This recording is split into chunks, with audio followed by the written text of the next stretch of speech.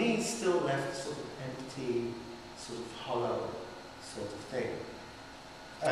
On the other hand, for my friend who had this one, it sort of allowed her to qualify what her mother was telling her. So I think there's different interactions that are possible within that sort of situation. I can't give it, obviously, a definitive answer. You need a cultural critic, I think, more than reply was. Okay, so let me just speak quickly about my research method. I'm going to do it very shortly. But just I want to tell you a little bit about poetic inquiry and try and convince you that reading a poem is a research method, whether I'm successful or not. So, as I said, I wrote this whole book just so that I could make the argument that writing poetry could be used as a research method. I should say that a lot of my research is about research methods and how they work in linguistics, and this was part of a much broader agenda. And what I'm going to do shortly is I'm going to read a poem which is a recorded and transcribed oral life history of my father about the Kindertransport experience. So that's where we're going. To understand, though, what it means to have a poem as a research experience, the idea basically is very simple if you want to think about it. In qualitative research, there's a concept called participant perspective. Participant perspective means the point at which someone explains their view on the world, their view of their experiences.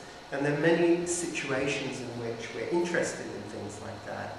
And I would argue that understanding the Kindertransport is one of those moments, particularly for me, but also for my father as well.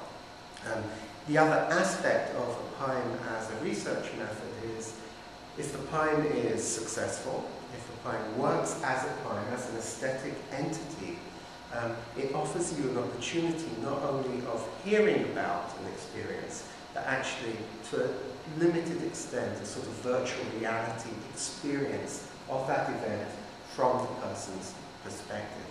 So entering into the world of a poet, the person speaking, entering into the world of that experience is an opportunity to understand that experience.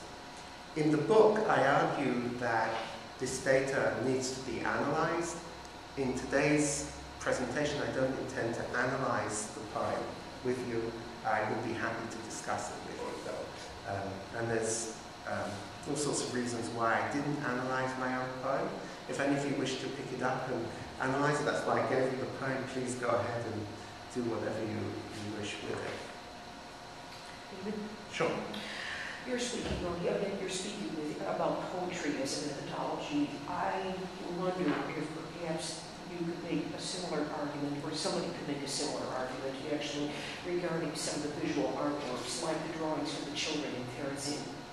Definitely. I mean, I would say that the poetry as research argument is part of a broader argument for what's called art-based research. And definitely there are people who deal with Brian McNeish, is that his name? Sean McNeish. Sean McNeish. And also Judith Rubin has research on it. Who do that with art. And you're right, I mean, that is definitely... Because it's, as long as you understand, though, that what we're interested in is not so much the objective facts of what happened, but rather the personal experience. And you'll see in the poem I'm about to read to you how that plays itself out. In other words, how my father understood his own experience is really one of the things that really interests me as Has your father ever done poetry writing or writing of any sort, or other things to express what he's been through? So my father, first of all, the answer is no. Okay. Until this year.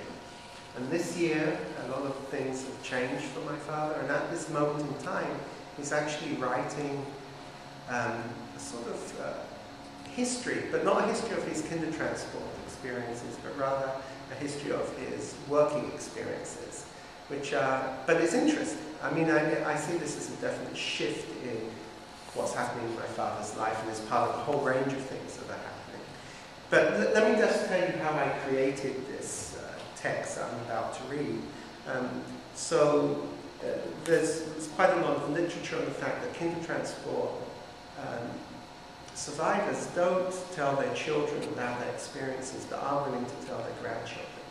So I got my and my sister's children together. I told my father that he's nearly 80 years old, and this was in 2008, and that he needs to tell his story.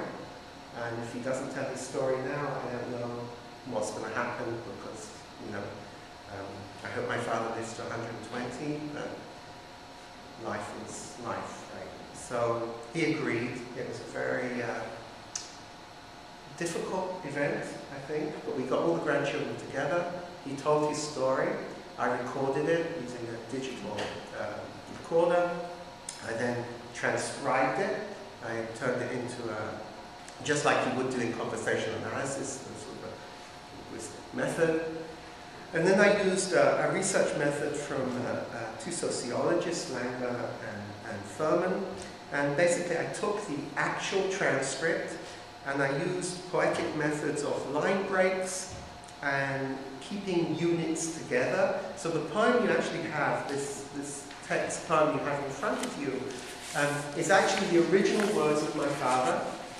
The line breaks and the organization into stanzas is my work. But the actual words are his work, and I went through this transcript in a lot of detail. I did it over the last year, and I produced a poem. I showed it to him. I asked my father several times if I could present it. I asked him just before I came here if I could present it, and he wants me to present it. He sees this as a way of remembering his parents, I think, more than anything else. Is he more comfortable about speaking about it now? In other words, the initial experience you said was difficult, but is he more comfortable? So, yeah, yes. So in answer to the question, I think yes. And since he's got, over the last year, this 100-page Gestapo file, he literally goes through it and he'll talk about it. And suddenly in the middle of conversation, he'll start telling you things that were never there in my childhood. So yes, I think it's definitely been a process of opening up. I don't know if it comes just from doing this sort of interview. I think it's a much broader psychological process, but definitely there's more that is there. Okay, let me just give some underpinning justification. I've given you my justification. My justification is I really wanted to have a sort of communicative memory of my father's experiences. But I think this is more broadly part of it's a personal testimony of Holocaust survivors. It's part of that literature. It's also part of a growing interest in the Kindertransport. Since the late 1990s, there have been several publications which deal with Kindertransport, including a special issue of Shofar, books, documentaries. And so there's a growing literature which deals with Kindertransport. But there's also a sort of personal reason that I had, not for me, but more for those in the Kindertransport. And I gave Gottvaters the source for this, but I know it in my own life. My father would never say he's a Holocaust survivor, ever. He would say, I wasn't in the concentration camps, I didn't suffer as they suffered, I don't deserve the term. And he's right in the sense that his suffering was of a very different nature. It's a much more psychological form of suffering. You'll see very shortly what I mean by that. But it's a traumatic experience, and it's a case of, I would say, multiple trauma, where trauma, psychological